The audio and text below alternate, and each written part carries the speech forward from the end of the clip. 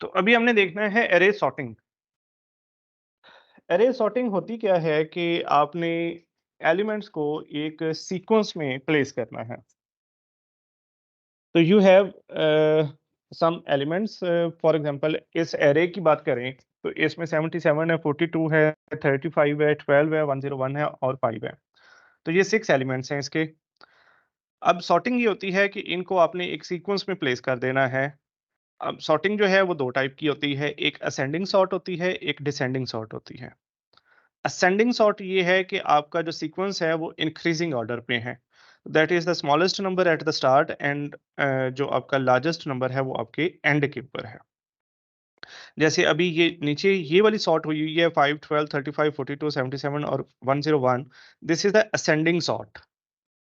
ठीक है? Descending sort ये होती है कि आपका जो सीक्वेंस है वो इस तरह से ग्रो करता है कि आपका लार्जेस्ट नंबर स्टार्ट पे होता है और स्मॉलेस्ट नंबर जो है वो एंड पे होता है। तो आप डिक्रीजिंग ऑर्डर में सॉर्ट करते हैं जिसको बोलते हैं डिसेंडिंग सॉर्ट।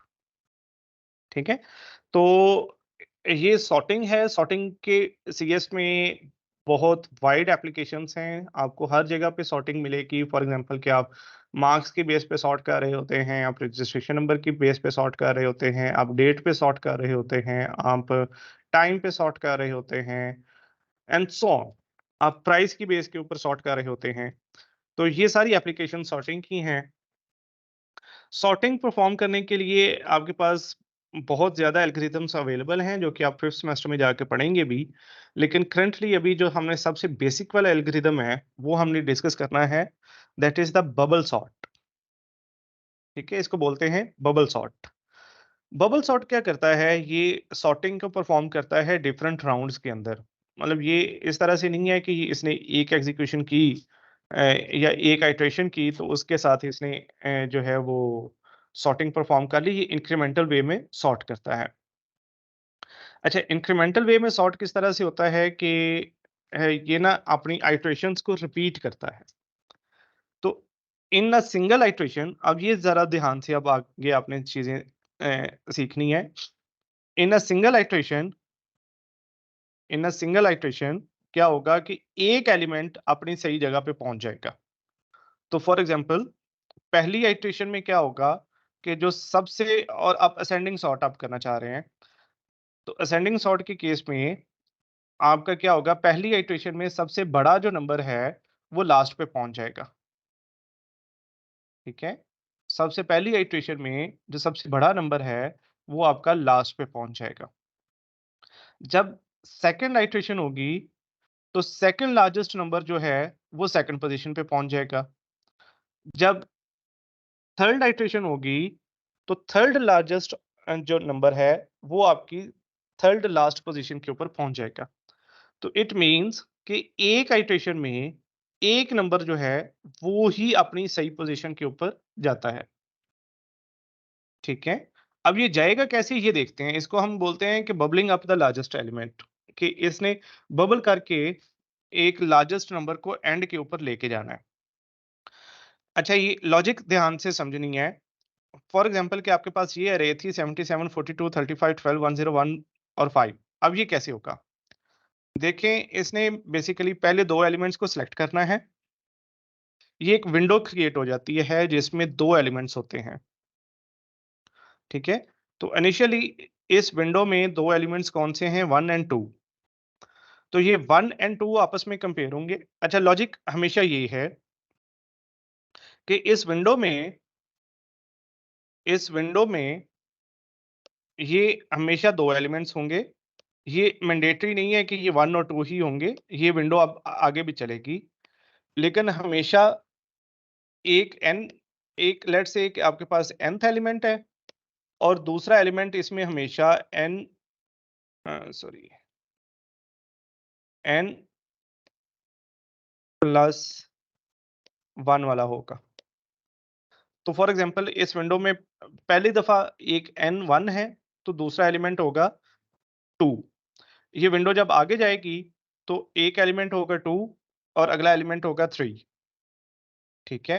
फिर 3 होगा और 4 होगा, फिर 4 होगा और 5 होगा, फिर 5 होगा और 6 होगा। तो हमेशा इसमें 2 एलिमेंट्स होंगे, एक n होगा और एक n प्लस 1 होगा।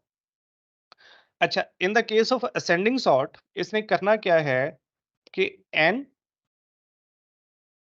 अगर ग्रेटर देन है n प्लस 1 से,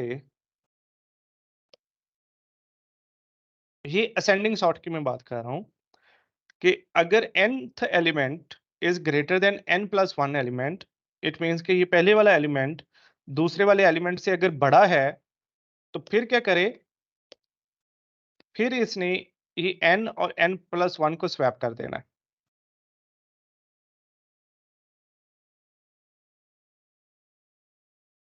ठीक है, ये लॉजिक है।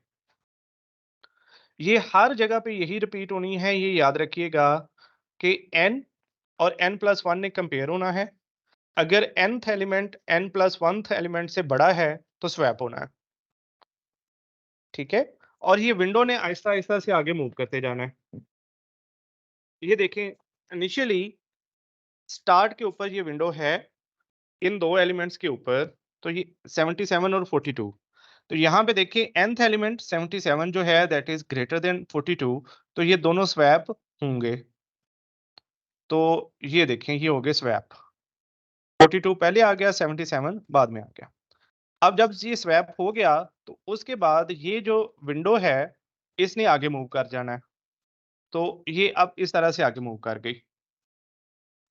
अब अगेन n और n प्लस 1 ने कंपेयर होना है। तो n है लेट्स से यहाँ पे 77, ये 35, n बड़ा है तो ये स्वैप हो जाएगा। ये देखें, ये स्वैप हो गए। जब स्वैप हो गए तो इस विंडो ने फिर आगे मूव कर जाना है। तो ये अभी 2 3 पे थी, अब ये 3 4 पे चली जानी है। अब अगेन कंपैरिजन होना है। तो 77 बड़ा है 12 से, तो ये स्वैप कर देगा। ये लें, अब स्वैप हो गया, इस विंडो ने अब आगे मूव करना है। ये विंडो अब आगे कहाँ पे जाएगी? अब आपने अटेंटिवली होके मुझे रिस्पॉन्ड करना है साथ। अब बताएं ये विंडो कहाँ पे जाएगी? 4 और 5 पे। ठीक है, ये विंडो चलेगी 4 एंड 5 के ऊपर। अब यहाँ पे स्वैप की ज़रूरत नहीं है चूँकि 77 छोटा है और 101 बड़ा है, तो ये अब स्वैप नहीं होगा। अब फिर विंडो कहाँ पे जाएगी? 5 और 6 पे। ठीक है, हाँ जी, ये चली जाएगी 5 एंड 6 पे। अब स्वैपिंग होगी कि नहीं? होगी सर। होगी। तो ये देखें जी, अब विंडो आगे कहीं जा सकती है? No sir. नहीं जा ये सकती, ठीक है। शुरू से अब स्टार्ट होगी। देखिए, हाँ जी, वो तो बाद में जाएँगे, अभी ये नहीं है। अब देखिए, एक दफ़ा विंडो सारी मूव कर गई और अब आप देखेंगे कि जो लार्जेस्ट नंबर है वो एंड के ऊपर पहुँच चुका है। ऐसे ही है? Yes sir. हाँ जी, तो ये देखें, यही मैं कह रहा था कि एक आइटरेशन में एक एलिमेंट जो है वो अपनी सही जगह पे पहुँच जाता है। अच्छा, अब ये देखें, ये 101 अपनी सही जगह पे पहुँच चुका है। अच्छा, मुझे अब अभी ये बता दें कि ये जब आपके पास पहली रेपिटिशन हुई है, जब 101 अपनी जगह पे पहुँचा है, तो ये स्वैपिंग कितनी दफ़ा हुई है? सॉरी, स्वैपिंग रहने दें, अब मुझे बताएँ कि विंडो वाले कंपैरिज़न कितनी दफ़ा हुए हैं? 5 6 times. Times. Exactly 5 times sir इसके। 5 टाइम्स। हाँ जी, ठीक है, 5 टाइम्स कंपैरिज़न हुए हैं। देखिए 1 और 2 का हुआ था, फिर 2 और 3 का हुआ था, फिर 3 एंड 4 का हुआ था, फिर 4 एंड 5 का हुआ था और फिर 5 एंड 6 का हुआ था। तो पहली दफ़ा 5 हुए हैं। अब देखिए ये विंडो दोबारा आ जाएगी, यहाँ पे अब स्लाइड्स नहीं है, हमने खुद साथ करना है। अब देखिए विंडो दोबारा यहाँ पे आ जाएगी। ठीक है? अब 42 और 35 कंपेयर होंगे। अब 35 चूँकि बड़ा है, तो 35 आ जाएगा यहाँ पे।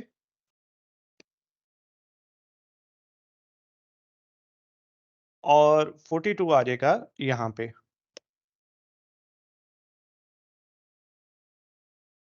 अब विंडो फिर आगे मूव कर जाएगी।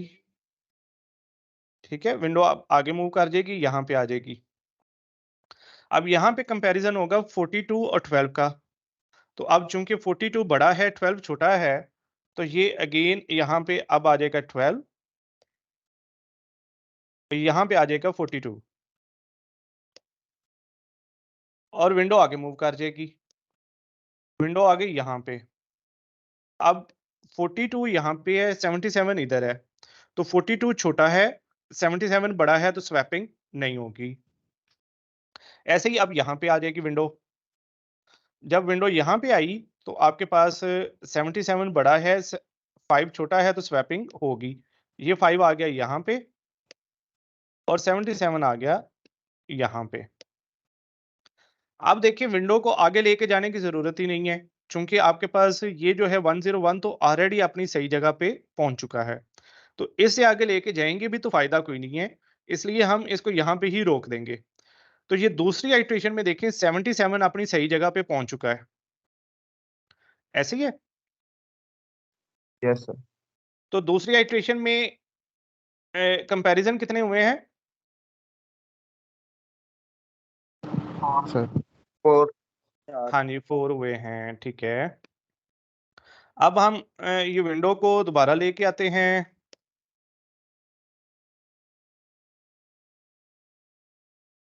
अच्छा जी, अब देखें ये वाले दो की कंपैरिजन होगी। अब 12 छोटा है, 35 बड़ा है, तो यहाँ पे स्वैपिंग हो जाएगी। तो यहाँ पे आ जाएगा 12 और यहाँ पे आ जाएगा 35।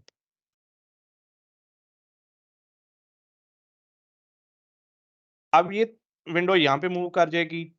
अब 35 और 42, 35 छोटा है, 42 बड़ा है, नो स्वैपिंग। आगे आ जाएंगे, 42 बड़ा है, 5 छोटा है, तो स्वैप हो जाएगा। यहाँ पे आ जाएगा 5 और इधर आ जाएगा 42। तो अब देखें तीसरी इटरेशन में जो 42 है वो अपनी सही जगह पे पहुंच चुका है, इससे आगे आपको जाने की जरूरत नहीं है। तो देखें थर्ड लार्जेस्ट एलिमेंट अपनी सही जगह पे पहुंच चुका है। तो अब तीसरी इटरेशन में कितने कितने ऑपरेशंस परफॉर्म हुए हैं? 3 दफा विंडो मूव की। हाँ जी 3 दफा विंडो मूव हुई है। अब फिर दोबारा आ जाना है हमने। अब जब दोबारा आएंगे तो ये देखें 12 और 35 है, नो रेपिटेशन, नो स्वैपिंग। 35 और 5 है तो स्वैपिंग हो जाएगी। यहाँ पे आ जाएगा 35 और यहाँ पे आ जाएगा 5। आगे जा आगे आपको जाने की जरूरत नहीं है। तो जब आपके फोर्थ आइट्रेशन हुई तो आपके पास टोटल नंबर हैं जो कंपैरिजन हुए हैं वो 2 हुए हैं। अब आपके पास अगेन ये 2 ही रह गए हैं। तो ये 5 था, ये 12 था, यहाँ पे स्वैपिंग हो जाएगी। इधर आ जाएगा 12 और इधर आ जाएगा 5। ये लें जी। और अब एक ही आपके पास रेपिटेशन हुई है, सॉरी फिफ्थ वाले में, फिफ्थ वाले में एक ही रेपिटेशन हुई है और अब आपके पास कोई रूम नहीं है आगे मूव कराने का। तो आपकी एरे भी अब सॉर्टेड हो चुकी है। तो ये 5, 12, 35, 42, 30, 77 और 101 आ गया। ठीक है, तो ये सॉर्टिंग है। इसको इस एल्गोरिथम को बोलते हैं बबल सॉर्ट। अच्छा अब देखें अगर आपके पास 6 एलिमेंट्स थे तो टोटल नंबर ऑफ रेपिटेशंस कितनी हुई हैं? आउटर रेपिटेशंस कितनी हुई हैं? 5। हाँ जी 5 हुई हैं। ये देखें 1 2 3 4 5 और हर रेपिटेशन में आगे 5 4 3 2 1 है। तो अगर हम इसको फार्मूला की बेस में लिख लें तो अगर आपके पास n एलिमेंट्स की एरे है, अगर आपके पास n एलिमेंट्स की एरे है तो आउटर रेपिटेशंस कितनी होनी है? n-1 जी एग्जैक्टली आपके पास ये होनी है n-1। ठीक है, और इसको लेट्स से मैं कह देता हूं o, मतलब आउटर रेपिटेशंस जो हैं वो हैं n-1 और हर रेपिटेशन के अंदर कितनी रेपिटेशंस हैं?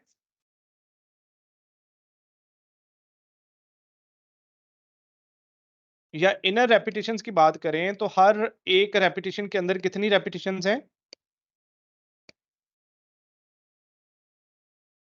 जी बता दें फटाफट। 5. नहीं, हर एक के अंदर 5 नहीं है। 5 तो टोटल है ना, ये देखिए 1 2 3 4 5। तो पहली रेपिटेशंस में कितनी थी? अब ये वाली मैं पूछ रहा हूँ आपसे। पहली में 5 थी सर। और दूसरे वाली में? 4। 4. ठीक है, ठीक है। अब मैं इसको मैं लिख सकता हूँ कि ये है n माइनस ओ। लिख सकते हैं ना? मतलब अगर ओ हमारी अगर 1 है तो ये है 5, 6 माइनस 1 5 हो गई। O2 हुआ तो ये 4 हो गई, O3 हुआ तो ये 3 हो गई, O4 हुआ तो ये 2 हो गई, O5 हुआ तो ये 1 रह गई। इसको कह सकते हैं ना ऐसे? जी सर। Yes sir. हाँ जी, तो ये ऐसे ही लूप लगने हैं। सर ये n-1 कैसे हुआ?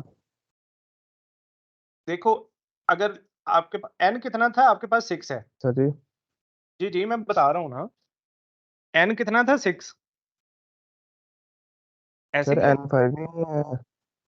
नंबर ऑफ एलिमेंट्स कितने हैं? 6। तो n 6 है।